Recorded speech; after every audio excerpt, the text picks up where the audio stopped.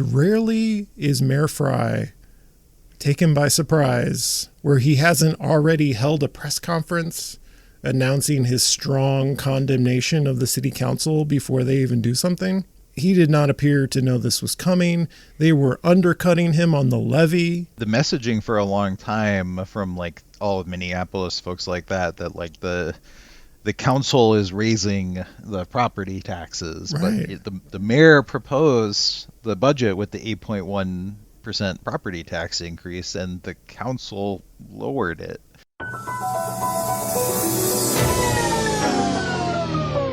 We're rolling. We're rolling.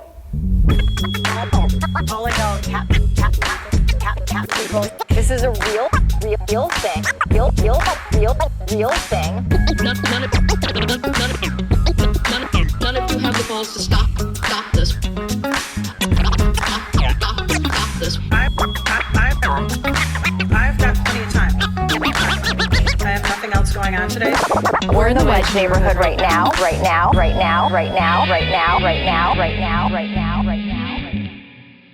Josh, quick, get inside. Get inside, Josh. Get it quick. That's right. That sound effect means this is an emergency episode of the Wedge Live podcast. Too much local news is happening. Too many weirdo candidates are announcing for city council. The mayor is throwing around vetoes like what, Josh? What's a good analogy for the way the mayor is throwing around his vetoes? Well, like this tornado is going to be throwing around houses and cows and horses. This is the Wedge Live podcast. I'm your host, John Edwards. My emergency guest for this emergency episode is Josh Martin, who, right, as I said earlier, between the two of us, we have about 100 years of budget markup experience, and that's just in the last couple of days alone. Yep. It went on for... Do we have an hour count for how long the city council spent amending the mayor's budget? Like 15 plus hours? 20? So yeah, probably 20 or so. It was a long time. Josh, it's getting in my ear that there's a candidate in Ward 12 just announced today. Perhaps the weirdest person in Minneapolis is running in Ward 12. Who is it? Becka Thompson. Hi, Irene. The Park Board Commissioner for District 2 is running in Ward 12, the first challenger against Irene Chowdhury. Now, this is a little interesting because District 2 and Ward 12 are in opposite corners of the city. Yeah. How does that work, Josh? I don't know. She did... There's so much here. She did the weirdest TikTok using a... Is he Diddy now? I stopped paying attention to pop culture in 2003. Correct, yes. We call him Diddy.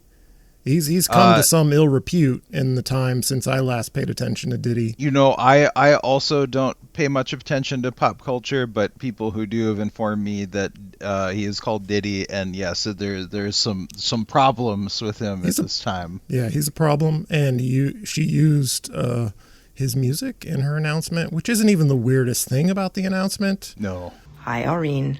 The filter is weird. Her attitude in the filter it's very bizarre to me. It's very like she is an actress. She has appeared in television shows like in 2003 episode of the TV show Angel, a vampire TV show. She played drugged girl, so she knows how to play to the camera. You have to see it to believe it. Maybe I will insert the video into this episode so people can believe it. They can all enjoy that themselves, yeah. As being a teacher for 25 years, I know how to run a classroom. In fact, I can also tell you that individually, every single kid is always a good kid. But as a group, they can get a little crazy sometimes. And that's exactly what I think about when I think of the Minneapolis City Council. Sorry, kids, but it's true. And that's why I'm going to run for the Minneapolis City Council. In Ward 12. Hi, Irene. Becka Thompson is coming home. I'm running in Ward 12 for the Minneapolis City Council. As Mrs. Doubtfire says, help is on the way, dear. I look forward to getting your support. I'll see you out there. Ward 12, I'm coming home, baby. I'm back where I belong. Yeah, I never felt so strong. I'm back, I'm feeling like there's nothing I can't try. It was so weird. I posted a screenshot of the part where it's captioned, "Hi, Oreen," and she's leaning, because she's running against Oreen Chowdhury in Ward 12. She's leaning into the camera, and the filter is weird. The color is off. The lighting is bizarre and like ominous. And people have, I'm not joking about this when I posted this on Blue Sky, that people have contacted me to be like, is Oreen okay? Is someone like threatening her? If you just see the screenshot, you would assume there is a deranged person in a bunker somewhere making threats against Oreen Chowdhury, when it's really just a campaign announcement. It's somebody running for city council can't help but look like they're, a maniac. So, I mean, the interesting thing is, so at some point, if she is going to run for Ward 12, she will have to move to Ward 12. She hasn't already. And then when she moves, she would have to resign from the park board, because there's actually a provision in the city charter that you have to be eligible to vote for an elected officer to be able to be eligible to be an elected officer. So Right. To be the District 2 Park Board Commissioner, you have to live in District 2. Right. And there's a provision that it exempts, it clearly says it applies to incumbents, and there's provision that like exempts redistricting, so it seems like it applies throughout your term in office. So the point at which she has to move is when she files? Because you have to be eligible when you file, right? No, apparently not. That is a requirement for some offices, and I think that comes up for like state legislature, I want to say. But for the general requirement is just that you have to live in the ward or district 30 days prior to the general election. So she could move as late as early October. So another thing about her announcement, she's quoting Sun Tzu. Mm-hmm. Do you have the quote, the Sun Tzu quote, Josh? Can you read it? Do a dramatic reading of the Sun Tzu quote? An evil man will burn his own nation to the ground to rule over the ashes. So that's a very deep quote, and you can tell she's a well-read person because she used that quote. But turns out that's a fake Sun Tzu quote from a meme. Correct. That's not a real quote. She got it from a meme. It's a made up. She's basically the weirdest, worst member of the park board, and that's really saying something. Yeah. So, really, we wasted your time by making this the first segment on the emergency podcast, but it's the funniest. That's why we did it. It's not important. Yes. She can't win. Ward 12 already has a perennial crank candidate, Josh Martin, right? We already have Nancy Ford in Ward 12. Maybe Nancy Ford's hanging it up. Maybe it's time for a new perennial candidate in Ward 12. Yeah, this is what I was going to say. Another thing she mentions in her announcement is like, well, the city council election's coming up. Gives me a reason to move. Like, why is a city election the reason you move homes? She specifically said it. Yes. Like, Using this election year as my chance to move. Becka Thompson is coming home. this is my opportunity to come home. That's the thing about conservatives. They're always quick to call other people performative, but there is no more of a performer than Becka Thompson. Please go watch that TikTok. We got another weird story, not the most important story, but it's worthy of more tornado sirens. Get in the house, Josh. Get in the house. I'm Patricia in my basement. Vetaw is she's using unfortunate language to describe defunding the horse police. The phrase "say their names," which is usually associated with victims of police violence. Patricia Vetaw has used that to. She said, "Say their names." Say their names. And she listed off all the names of the Minneapolis police horses who had their budget cut in the just adopted city budget. Star Tribune is covering it now.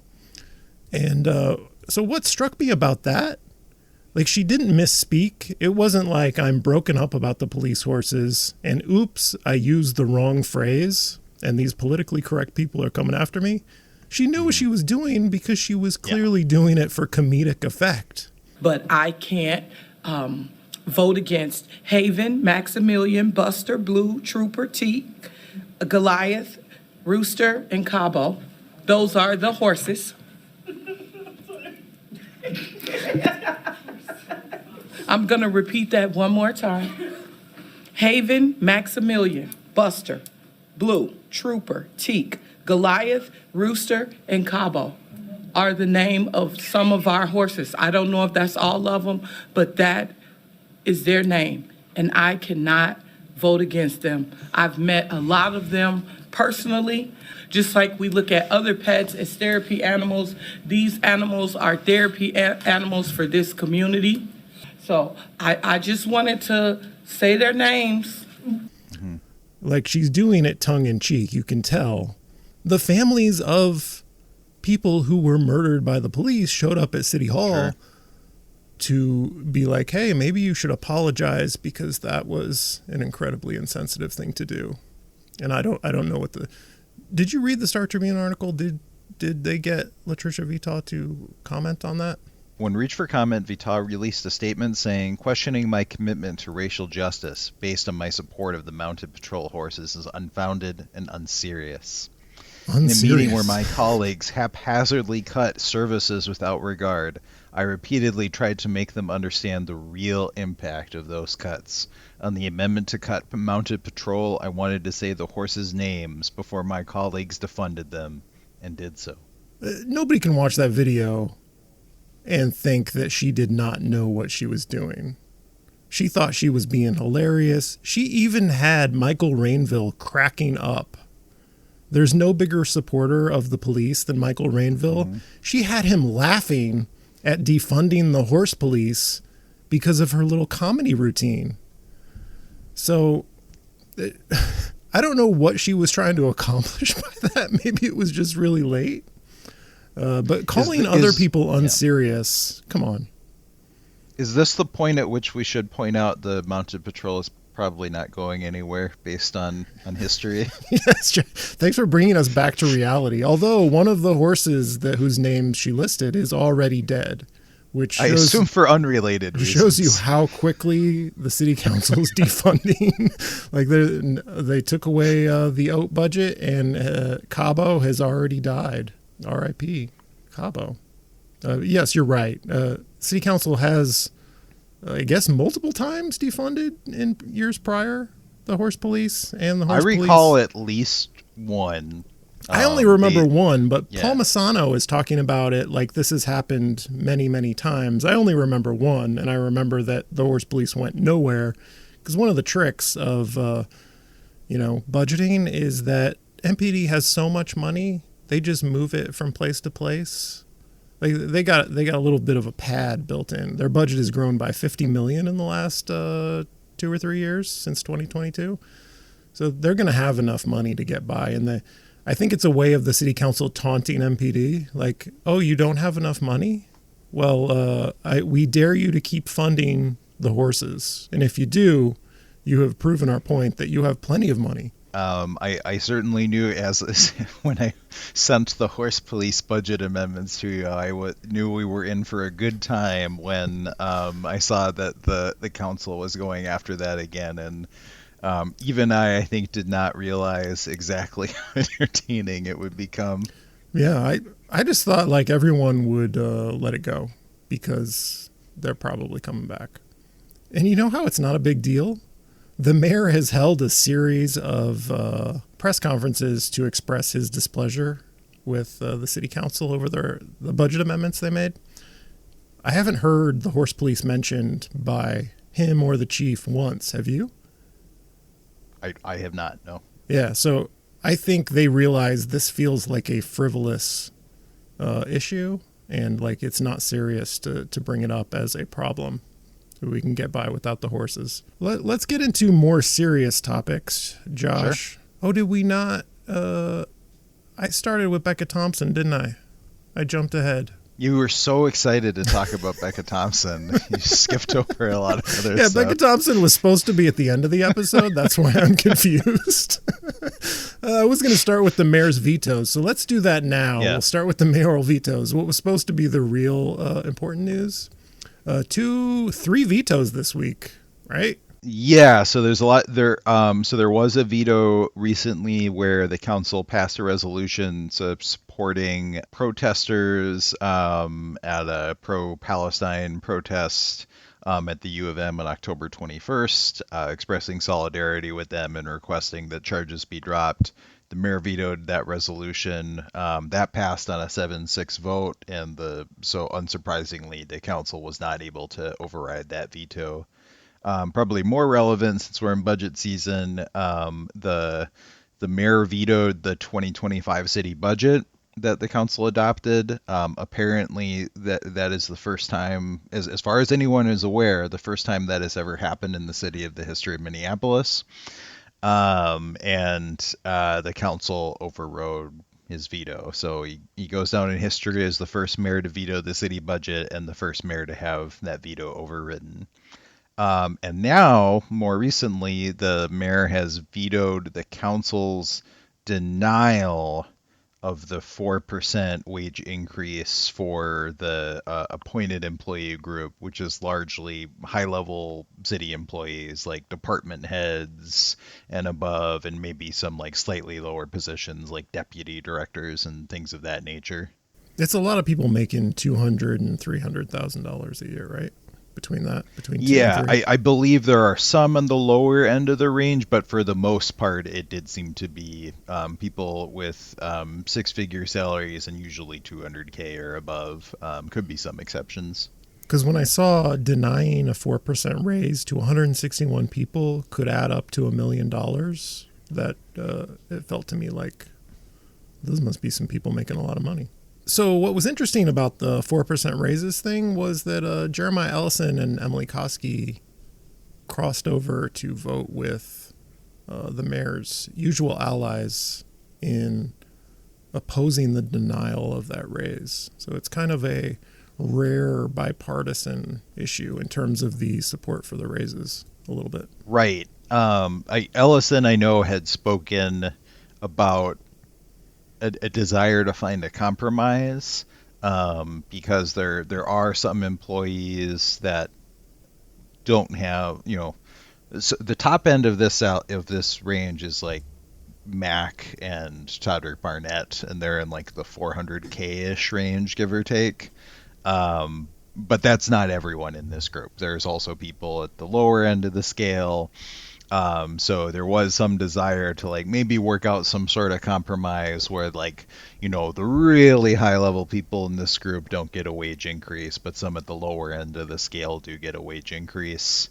And Jeremiah Ellison was one who was publicly speaking about trying to reach that sort of compromise. I don't recall at this moment what Koski said about it, but I would guess she was looking at something similar. So let's get into the reasons why the mayor vetoed the budget as a whole. And again, we should emphasize that was overridden. So the council's amendments were approved. That is going to be the budget for 2025. He's latched onto the phrase pet projects. He said that they took money away from things like money for encampments, clearing encampments, or providing security for city staff who are responding to encampments, plowing and pothole filling. I can't say I know specifically which budget amendments those were. There were so many of them. They've also talked about the $500,000 for police recruiting. I think so. Todd Barnett, the Commissioner of Community Safety, mentioned some numbers related to how successful that campaign has been, and it seemed like there was a significant number of new hires at MPD that came from that campaign that he attributed to that. I don't know how they're tracking that or whether to trust his numbers, but if you do trust his numbers, it seemed like a significant number of the officers MPD is hiring has been attributable to that social media campaign and producing the videos. $500,000 is a lot to spend on a hiring campaign. Also, the cell phone budget for police was cut. That's another thing, like the horse police, like the idea that cops are going to go out next year and not have phones to be able to take pictures of evidence. That's the argument. They need these phones to take pictures of evidence. I think they're going to find a way to make sure all the cops have phones that they can take pictures of evidence and do other things with. That they're not going to go without. I did find the amendment with the recruitment one. That was Amendment 43, and it moved the $500,000 from the public safety recruitment campaign to support workforce development and teacher training for early childhood education. Basically childcare. Yes. And one of Andrea Jenkins' criticisms I remember from that was, we're not really helping people get childcare. This is more of encourage more people to get into that as a profession. And she was questioning, like, how does this help people provide childcare for their families? Shouldn't we be giving money to people to pay for childcare? Doesn't necessarily make it cheaper, was her argument. Yeah, there was some disagreement on the council over whether this is a workforce challenge or whether there's other challenges going on, and whether this would be an effective, even if there is a workforce challenge, whether this would be an effective intervention. What struck me on that, I think it was Friday when the mayor showed up to the budget markup, he and Paul Masano appeared to be taken by surprise and scrambling. Was that Friday? Yes, that was the Friday one. Yeah, that was the first one. Yep. And what stood out to me about that is rarely is Mayor Frey taken by surprise where he hasn't already held a press conference announcing his strong condemnation of the city council before they even do something. He did not appear to know this was coming. They were undercutting him on the levy. He had set it at 8.1, and I think they brought it to 6.8. Yeah, that had been the messaging for a long time from like all of Minneapolis folks like that like the council is raising the property taxes, right. But the mayor proposed the budget with the 8.1% property tax increase, and the council lowered it. Right. And he seems to be trying to like backpedal and take credit for it now. Right, and saying, oh no, see, my last minute, he's playing this little Price is Right game. I call it, he's Price is Righting the budget, where he's like, right, oh, they brought it to 6.8. I got to get in here and do 6.4. No, that 8.1 that's been hanging out there for months since I announced my budget, did the whole thing that's called for in the charter. The mayor introduces his budget and what the levy is going to be, 8.1. We heard it for months. And then at the last minute, he's like, oh, council did 6.8? No, 6.4, that's my new bid. You don't get, so just like on the Price is Right, you don't get two chances to put in your bid. Are you a Price is Right fan, Josh? I'm a fan of Price is Right. Yep, I know what you're talking about. Yeah. So the way it works is council goes last. They are in the key position to go last on the Price is Right during budget season, not the mayor. And he has a very important and powerful role of proposing a budget, and he just kind of wants to take every role for himself now. I get first and last crack at this budget. Yeah, and he seems to have said, like, well, I didn't propose a lower levy before because I didn't think the council would go for that. But that just doesn't make sense to me, because, like, wouldn't that have been perfect for him if he had proposed a lower levy and, like, try to force the council to raise it? There is nothing this man craves more than to get into a fist fight with this city council. It's like the lifeblood of his politics is fist fighting with the council. The idea, his excuse, like, I had the will to drive down the tax levy, but did not know there was as much of an appetite on the council to do so. Oh no, I didn't think the council would agree with me. How could I do something they disagree with? That's all he wants to do. That is his campaign message for 2025. I actually wonder, like, maybe his plan all along was to, like, propose cuts to the levy later on, and then the council beat him to it, and then that threw him for a loop. Yeah, that was fun to watch. And so Council Member Koski in Ward 11 is running against the mayor, and she was a part of that amendment. There was some politics. Because the council member is running against the mayor, There was some politics happening on both sides where they're trying to one-up each other. Koski is trying to avoid... What was that item that she voted with the mayor on police recruiting? That's what I'm thinking of. She voted... Did she? Yeah, she 43? did. She voted for the $500,000 for police recruiting. She voted against moving that money out because she didn't want to get outflanked. Though, I mean, I'm not necessarily questioning her sincerity on that. That's probably something she agrees with anyway. Yep, you're right. Koski voted no on that one. So another thing I'm watching and is striking me as I'm watching the mayor's reaction to the veto override, and before, really, he's using like this very right-wing coded language about just the sheer number of amendments, as if the high number or the high page count on the PDF is an indication that it's just not legitimate. Like 78 amendments. This is the most we've ever seen. 78 amendments. He's bashing the council by saying, have you seen how many ordinances they've passed this term? It's multiple times more than they did in the previous term. Just the sheer volume of ordinances. Rather than just provide you with my opinion or my subjective response, let me give you some numbers.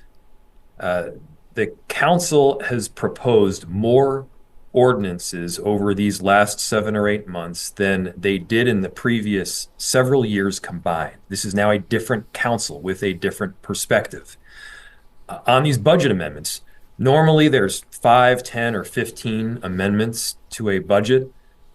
The council passed around 80 amendments this time. And I've heard from a number of council members that they feel the need to respond to this Donald Trump presidency by going further left. But the opposite of extremism isn't the opposite extreme. He doesn't get into what the topic of the ordinances were. He's not getting into the substance of it. It's just like, wow, those are some high numbers. That's a high page count there. Must be a problem. It's a very typical like right-wing criticism, not like substantively right-wing, but the tactic is right-wing to say, well, just the act of legislating is suspect. You shouldn't be doing it. Like that healthcare bill you did, too long. Like you'd hear an argument like that in the Senate. Like, how many pages is that? Nobody could possibly have read that. It can't be good. I certainly haven't read it. Maybe it's effective. Like he's repeating the phrase pet project, reckless, pet project, reckless over and over again. I think people who watch TV news, that's a big source of local news for people, is these little brief stories, whether they're written on their website or people actually watch it on TV or on YouTube, like very, short on context stories that just go with the sound bites. Sure. That is so good for Mayor Frey because he is so repetitive. His message always breaks through in those stories.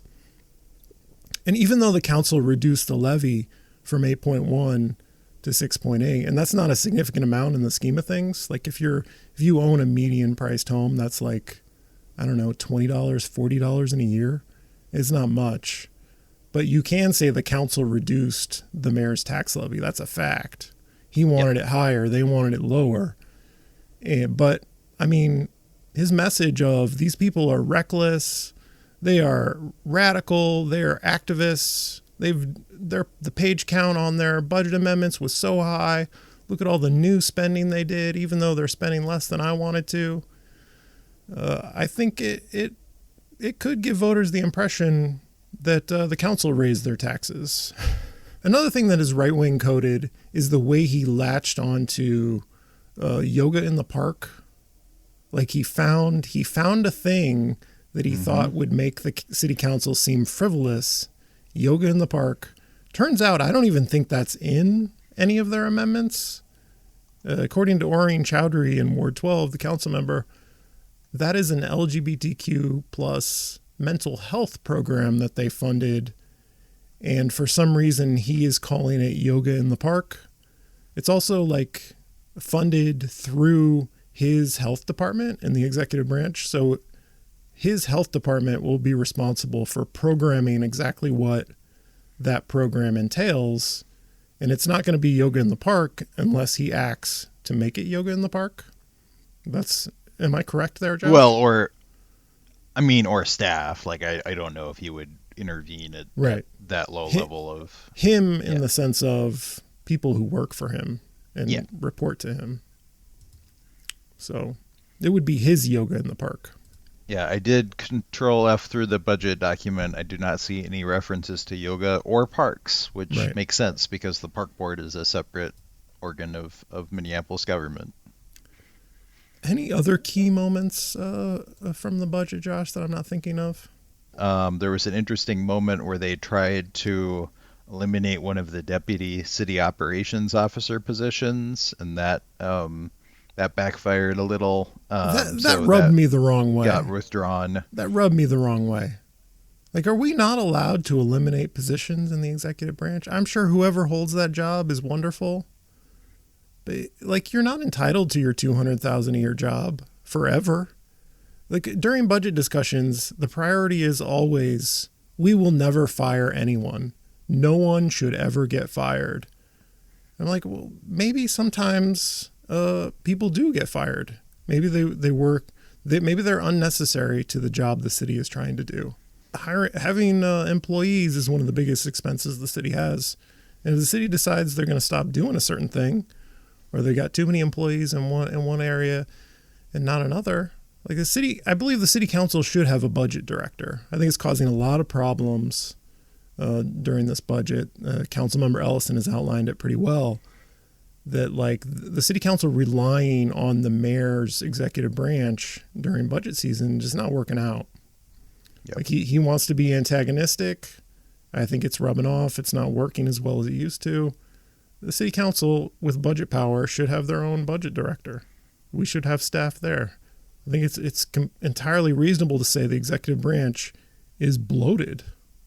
Yeah, and on that note, the same the other amendment to add additional positions to the legislative branch, to add 3 policy specialists, that failed as well, because Cashman, Koski, and Chowdhury joined the council minority and brought that to a failing on a 6-7 vote.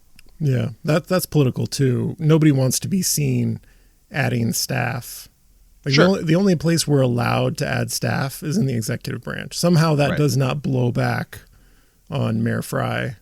Council is very, it's politically dangerous for Chowdhury and Koski specifically, because they're going to have tough races in 2025. Yep. To do that kind of thing. Is that a good segue to our next topic, or should we continue on budget? What's our next topic, Josh? Do you want to introduce our next topic? Well, you've got some stuff about candidates. Although it looks we like we didn't do the eternal conflict vetoes first. Yes, we didn't do the eternal conflict. I'm jumping ahead. I've got this theory that the mayor, and I've probably already expressed that here on this episode, all of Minneapolis and Mayor Frey and that side of things, they are feeding on this conflict. They learned in 2021 that conflict with the council is good for them. Painting the council as radical, far left, dangerous people, and they want to rerun that. And so why wouldn't he veto as many things as possible? Just keep pushing that message that he's standing up against a radical council. He's the only person who can keep us safe. He's going to be pushing it. It's going to be another fear campaign in 2025. He is seeking conflict. Josh, this is the point at which you disclose, because we're going to start talking about mayoral candidates. You have to disclose an important part of your life to our audience, so you are not accused of ethical problems. Yep, that's right. I am the treasurer for one of the mayoral candidates, Omar Fatah. So certainly, I'm not here officially as a spokesman for the campaign, but certainly take anything I say about mayoral candidates with a grain of salt. Is it Fateh or Fatah? I'm honestly not sure. I should probably. The treasurer should know that. Yeah, I should check into that. Because I said I don't think I need to report that on any campaign finance reports, but still, it's not a good look. I'll have to ask around. I say Fateh. but I could be wrong. I practiced it. That's how I practiced it. So we've got Fate, the state senator, who that episode aired on Thursday. Thursday? No, it aired today. The day we're talking. Today. I've done so many. I talked to him on Thursday. We've got Koski, the council member. Yep. And we've got Dwayne Davis, Reverend. 3 formidable candidates, I would say. A little bit more formidable than the candidates who ran against the mayor in 2021. I would agree with that. So it certainly seems to me that, politicians, like, they tend to have instincts for these things. Like, they're not going to win a race if they don't think there's a chance or we're not going to run a race if they don't think there's a chance at winning. So it seems that this time there's a sense that Frey might be weaker than he was in the 21 election. Blood in the water. So ideologically, I would say furthest left, Fate. Maybe in the middle of the challengers, Dwayne Davis, and then Koski would be kind of closest to Frey ideologically. Does that sound right to you? Yeah, I don't know how much we know about Dwayne Davis yet. Right, it's all vibes. My assessment of Dwayne Davis is all vibes. Based on vibes, that all seems accurate to me. Because when I talked to him, it was so early. This was before Trump won. This is when I talked to Dwayne Davis. And he announced so early. I didn't ask him a lot of policy questions because I'm feeling like the election is so far away. You just announced maybe you're not an elected official currently. And so as a way of explaining why I didn't cover a ton of policy things, I'm hoping to talk to Davis again in the next year maybe, and talk about a lot of the things that I talked with Senator Fate about on the previous episode, because I feel like we had a much deeper policy conversation with the senator than with the Reverend. So about Koski, I went to her press conference, and I'm maybe a little ashamed to admit how much it excited me. She, I do have to give her credit. She's got some good zingers against the mayor. Right. Yeah. And I have a little bit of a council bias because I spend so much time with these people.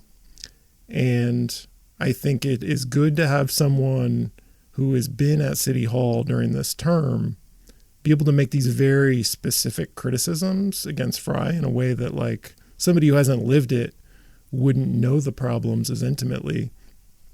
I think I'm going to be able to talk to her on the podcast coming up, but I have a lot that I want to ask her about, because she really went after him in a way that excited me very much listening to it.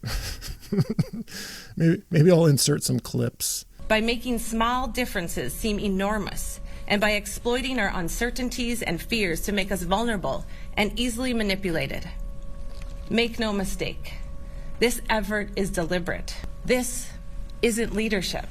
I created the city's first public safety audit division while the mayor delayed and danced around the Minnesota Department Human Rights Settlement Agreement. I envisioned a community safety center when the mayor was still proposing rebuilding the 3rd precinct in its former location.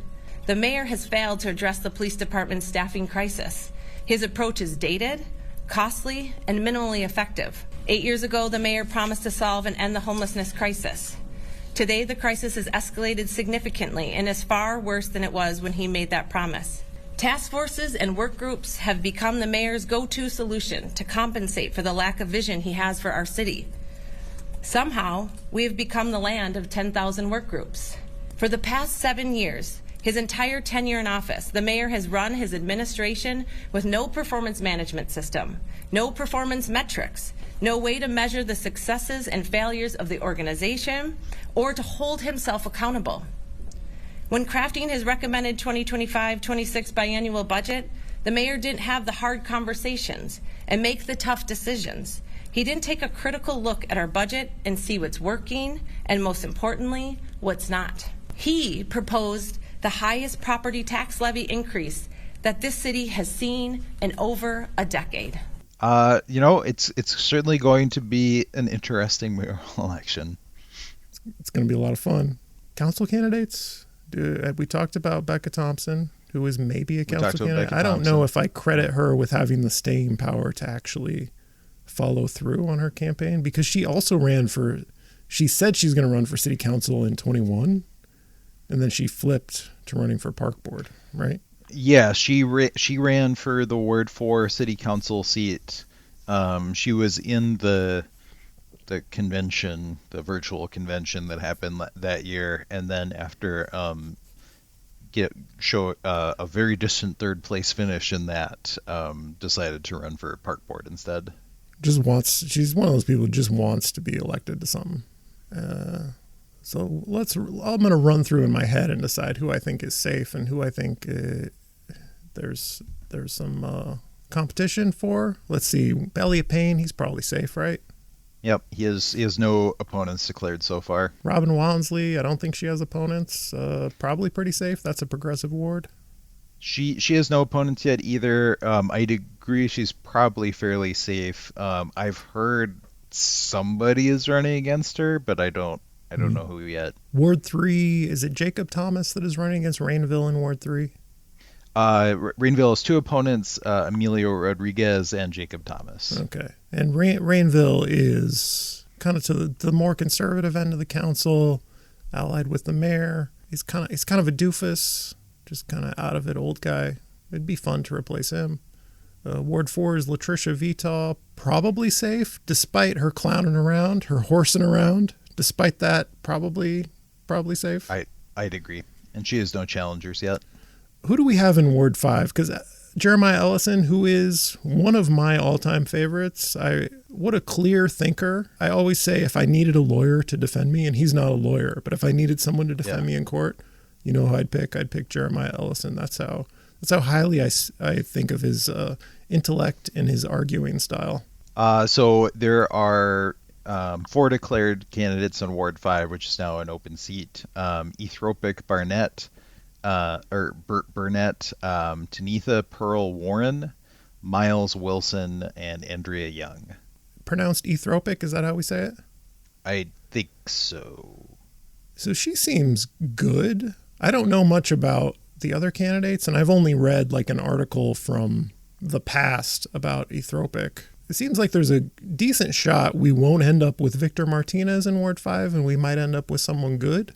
Yeah, I think that's very possible. That's what we're hoping for. We're hoping for someone good in Ward 5 and not pretend Democrat, actual Trumper Victor Martinez. Let's avoid that outcome. Ward 6, who knows? I don't get involved in Ward 6. I'll be chairing the Ward 6 convention, so I'm obligated to stay neutral. Josh, is that okay, or are you going to be all right? I remember Mike Norton did that one time, and it didn't end well for him. I'll certainly be working closely with the team there to make sure they have good translators and all of that. I'm confident that if we're properly prepared, and we have arrangements in place so that everybody can participate and have their voice heard, that we'll have a smooth convention in Ward 6. Okay, so famous last words, Josh. You can famous clip last that words. later if that ends up not being the case. We'll be clipping that when the Ward 6 convention falls apart. Sad music over the top of Josh Martin making big promises about the Ward 6 convention. Obligated to stay neutral there, but in any event, currently there are no declared challengers to Jamal Osman. Okay, is that a paying position, Josh? Chairing? No. Oh, okay. No. Because I was going to say I don't want you to get you fired, but I guess there's nothing to fire you from. Yeah, I'll just have more free time. But why do you, Josh? Let's get into this, talking about you. Why do you do that? Why would you even take that role? Is this in line with your parliamentarian ways? Yeah, I'm a professional registered parliamentarian, which means so you take I unpaid figured, jobs chairing political conventions. That's what being. The DFL needs volunteers. We only have so many skilled convention chairs. Like Dan Thomas Cummins can't be everywhere at once, so and there's more than just him, but still there's a limited bench of convention chairs, and they needed more, so I've started to volunteer my services. I chaired SD 51 this year, and I was parliamentarian for SD 59. So now I'll try a ward convention. This is my impression of Josh Martin receiving a call from organizers of the Ward 6 convention. I've got plenty of time. I have nothing else going on today. That reminds me, Lisa Goodman reminds me, Mayor Frey spent $330,000 creating a new job for Lisa Goodman so she could live out the rest of her days surrounded by her friends working at City Hall. He did that this year. And so I cannot take seriously the pouting, the endless pouting from Mayor Frey about this or that budget item when you spent $330,000 a year bringing Lisa Goodman back to a job that did not exist before, is not necessary, is vaguely defined. Like, give me a break. Okay, let's continue. Ward 7, Katie Cashman is the incumbent there. That's a tricky one for me to talk about because, my friend... Yeah, do you have to make some disclosures now, John? Well, I'm going to be entirely ethical here. So Paula Chesley is running against Katie Cashman. I think Katie Cashman has done an excellent job as the new council member in Ward 7. And I will just leave it there. Katie Cashman has done an excellent job. No question in my mind about that. Ward 8, this one is close to your heart, Josh. Andrea Absolutely. Jenkins is the incumbent. Right there. You worked as, speaking of unpaid jobs for Josh Martin, he was body double for Soren Stevenson last time. Yeah, I was also treasurer for Soren Stevenson. Body double was not officially in my duties. Will you do the treasuring for Soren Stevenson again? Can you do 2 campaigns? There has not been an official announcement yet from Soren Stevenson on whether he is running again. If he were to run again, I'd certainly be available to help out the campaign. There's not a limit on how many campaigns you can treasure for other than your own time and sanity. In fact, my experience is that usually once you become treasurer for one campaign, it starts to snowball from there. The thing about Andrea Jenkins, I don't know, is she paying attention when she is voting for things? Because it is often the case that she votes for something, the mayor vetoes it, and then a couple of days later, she votes the complete opposite way of the way she voted previously. And circumstances don't change. No new information is provided. She just flips her vote. And you would think she would want to remain consistent and not look that goofy to just completely be flipping her vote so frequently. And it just makes me question how much she is paying attention. Josh Basai is also running in Ward 8. He was previously running for mayor and then at some point decided to run for city council instead. So are we speaking about this like it's an afterthought that Soren Stevenson will run? Has he announced? Soren Stevenson has not announced a campaign at this time. Okay. Do you have inside info? If I did, I wouldn't be able to tell you that. I mean, I figure you look enough like him. If we blur this episode enough, you could say, I am proud to announce my campaign for Ward 8 one more time. Let's do it again. Yeah. Can you say that? Soren Stevenson deep fake. Yeah. Can you say that into the camera? I'm proud to announce my 2025 campaign in Ward 8. Ward 9, Jason Chavez. No challengers declared yet. He'll probably be okay. I don't know. I mean, the closest thing he had to a challenger last time was Dan Orban. So, yeah, right. I think he'll be okay. Hungarian dictator, Dan Orban. Ward 10, I've been getting into frequent good-natured arguments with Jason Garcia about how safe Aisha Chugtai is in Ward 10. I feel like she's fine. I don't think it's worth it for all of Minneapolis to put up another one of those crusty, stale challengers in Ward 10. Not going to work. Yeah, we should certainly never take any election for granted. But I would generally agree that Ward 10 is probably one of the safer wards for an incumbent. However, Aisha Chugtai does have 2 challengers, Jackson Hampton and Lydia Millard. Okay. Ward 11, Jamison Whiting. Do I have that name correct? Yep. Yeah, Jameson Whiting is currently the only candidate running. Emily Koski of course, is not running again since she's running for mayor. Currently, Jameson Whiting is the only person running in that open seat. Since it is an open seat, I expect that to change at some point, but currently he's the only candidate.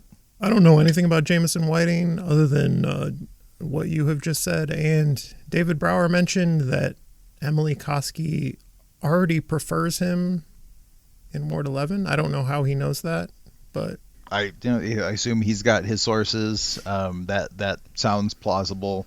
I don't know if that's an endorsement or just a vibe happening.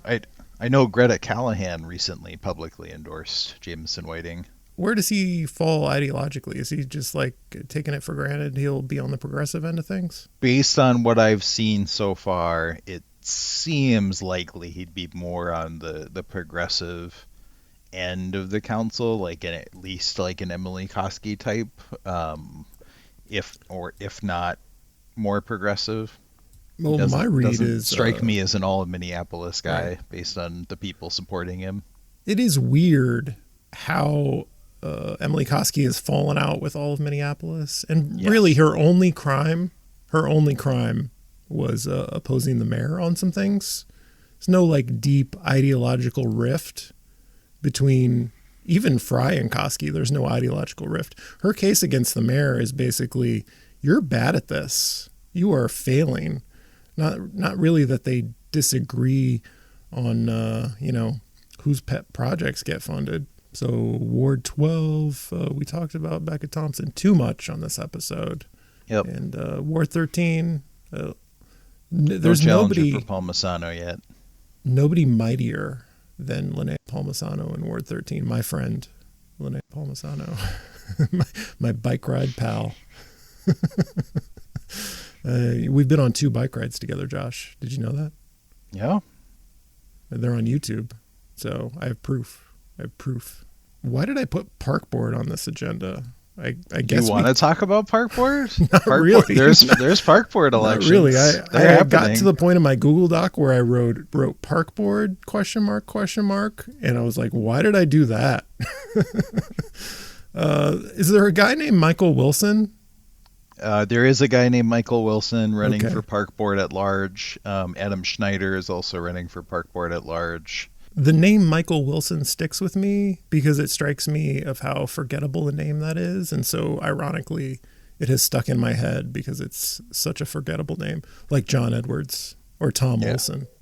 Well, it goes back to your theory that you want like a very bland sounding name. Yes. When you run for park board. I feel like the voters who vote in local elections are very bland people who want just a good, solid name. They want a good, solid name like Tom Olson or Michael Wilson. You can count on those guys. When I think of that name, I think of a guy, one of your neighbors that you talk to a couple of times a year. You imagine him to be a good, solid guy, but you don't really know. You don't know what's going on in his personal life, but he seems okay. That's how I imagine Michael Wilson. But Michael Wilson said some pro-transit things. This is all I look for in a park board candidate. Are you pro-transit? Do you not hate the bus? Do you not hate the train and want to keep it as far away from the parks as possible? Because that's what we have on the park board currently. These people hate transit. And if we have a candidate who's saying, I like transit, I'm going to support it, great. I'm for it.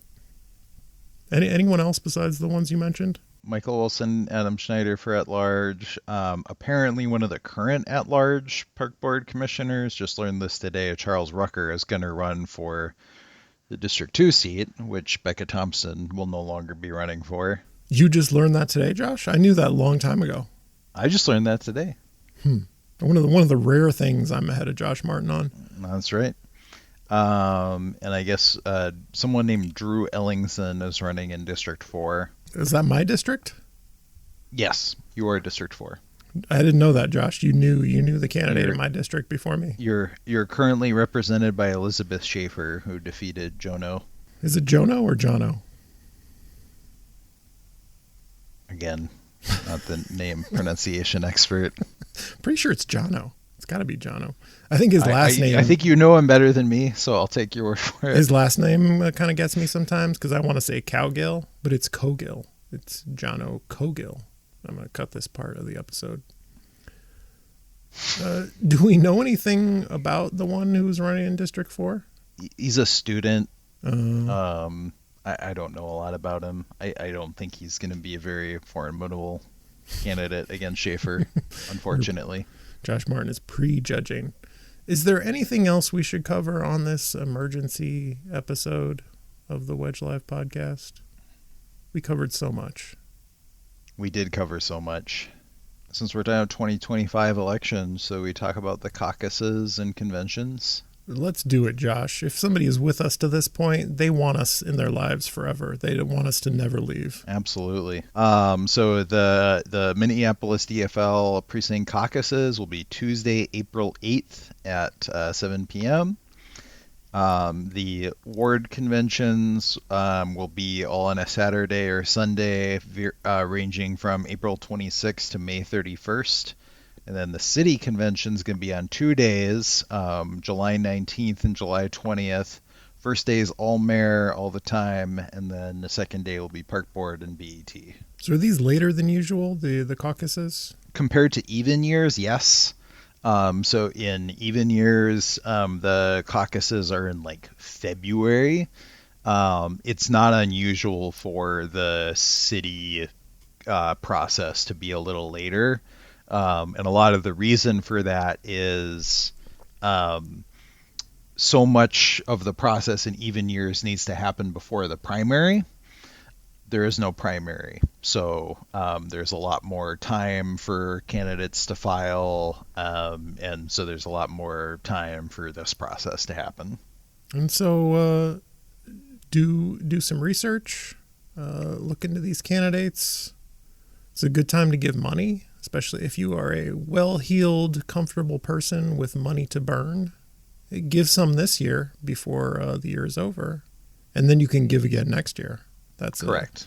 That's a good way for a financially comfortable person to contribute in Minneapolis during election season here. And we are already in election season for next year. That's and then next year, you can get to volunteering. Even if your highest interest is the mayor's race and you just despise Mayor Frey, volunteering for a city council candidate helps with turnout. If you're working to turn out voters in the wards, in the 13 wards, you're also turning out voters for mayor. So whether you like a mayoral candidate or a council candidate, get involved and help turn out voters at a certain point. I know people are not door knocking in the dead of winter or phone banking right now, but something to consider. Okay, Josh, do you have any recommendations for me? You enjoying anything new? What are you enjoying? Any new TV shows? You got a new hobby, a new video game? What do you like? So a group of friends and I have been playing a video game called Empyrean Galactic Survival a lot recently, which is like, I think the quickest way to describe it is like space Minecraft. Like you get a lot of resources and everything, and you use them to like build spaceships and bases and all kinds of different stuff. And you can play that online? Yeah. I have a recommendation. I don't always offer recommendations because I'm kind of a boring person. But I've been playing a game called Aliens Dark Descent. It's like based on the Alien movie franchise. Sure. And I don't know if people are familiar with the XCOM series of video games. It's like I'm familiar, yeah. It's like squad-based, turn-based strategy. The XCOM games were. Aliens is similar to that, only it's like real-time strategy. And so you don't have time to consider your next move. It's kind of all happening at once. I'm really into this game, so I feel like if anyone out there like me is a fan of the XCOM series, which has gone on for decades, those video games, I think you would enjoy Aliens Dark Descent. It's got it's really good. I enjoy it a lot. I dream when I'm watching budget markup. When I spent 20 hours watching them do budget markup, I was like, I wish I could be playing Aliens Dark Descent right now instead of this terribleness. Maybe over the holidays we'll have some time, Josh, to play our favorite video games. That's right. Happy holidays, Josh Martin. Happy holidays to you. I'm your host, John Edwards. This has been the Wedge Live podcast. Happy holidays, listeners. Thank you for listening. And also, if you enjoy the Wedge Live podcast, your holiday gift to me could be contributing on the Patreon at patreon.com/wedgelive. I don't subject you to ads on this podcast, and I save it to the end when most people have stopped listening, but please do that. This is a real thing. Real thing. None of you have the balls to stop this. Stop this.